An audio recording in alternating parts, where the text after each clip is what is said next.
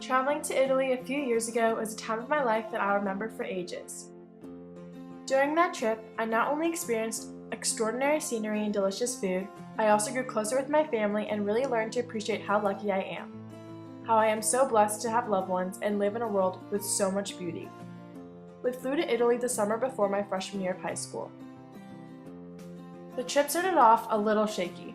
At first, my sister Amanda and I had a hard time not using social media, and as usual, we're not getting along. Contributing to our crankiness was the fact that the airport had lost our luggage when we arrived to our first destination in Venice. We trekked around Venice in the same clothes we had slept, eaten, and sweat in the day before on the 10-hour flight. Venice was unlike any place I had ever seen in my life. There was no cars or roads, only small canals for boats to travel through, and intricate bridges and small walkways for tourists and locals to walk on. My family and I went to countless jewelry stores and restaurants.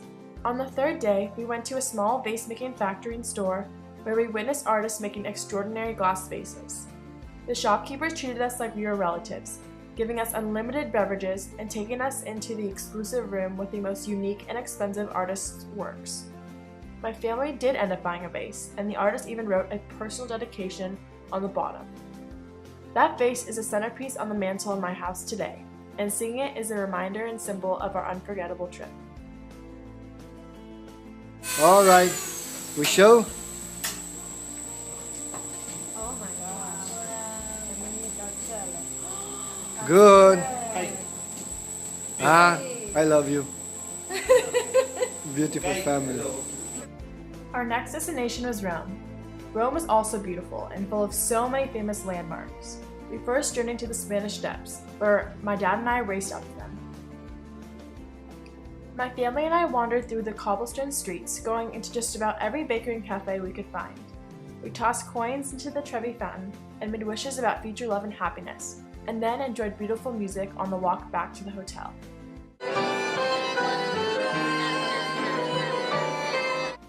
The following day, we ventured to the Colosseum and Roman Forum, which were both huge and incredible to see in person.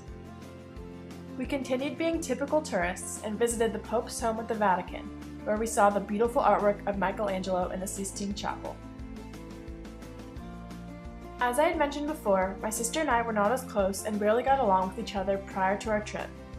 We were drifting apart and lacked a close relationship because of the little time we spent with one another. However, with each day in Italy, my sister and I grew closer and closer. We shared so many laughs at the dinner table and skipped home from dinner every night together. She made me laugh constantly, and we made up the most ridiculous dances and songs together. Also contributing to the growth of our sisterly bond was the absence of social media and phones. We weren't distracted with Snapchat or Instagram or what other kids were saying or doing, and instead focused on each other and our family. After spending hours on end with her, I realized that my sister is actually pretty cool and kind of fun to be around.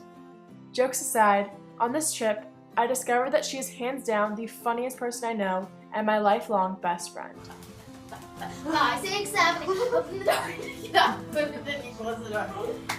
Keep on doing it. 5, 6, 7, 8, you open the door, you take it out, you put it in, you close the door. 5, 6. Our last destination was Positano, my all-time favorite place in the entire world. In Positano, every shop and restaurant was family-owned and treated its customers and guests like they were part of the family too. We took the most amazing boat rides to caves and other islands, and I fell asleep on almost every one of them. One boat ride we went on was to the island of Capri. On the way there, we stopped to swim through amazing caves and enjoy the clear, warm Mediterranean water. While swimming through them, we felt weird things bouncing and brushing off our legs and feet.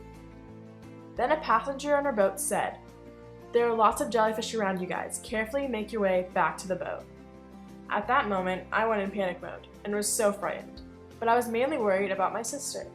She was so little and fragile, so I quickly grabbed her and put her on my back.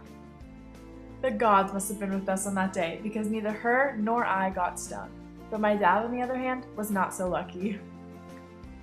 The rest of the days in Positano consisted of lots of pizza and gelato. Luckily, we walked around everywhere and worked some of those calories off, going up and down the many stairs of Positano. Every day we went in the water and basked in the sun after.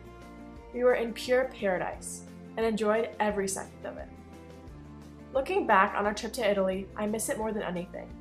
I was surrounded by the most important people in my life in the most incredible place in the world. I remember it as a time where I realized that my sister is my best friend and always will be. Moments like saving her from the jellyfish are a reminder of how much she means to me and how I will do anything to protect her from any harm in the future. I remember Italy as a time where I finally put down my phone and rehabilitated, where I was reminded about how much family means to me and how I should cherish every moment I have with them. Not only was Italy the adventure of a lifetime, it captured some of the best moments of my life and taught me life lessons that will stay with me forever. Ciao, ciao, ciao.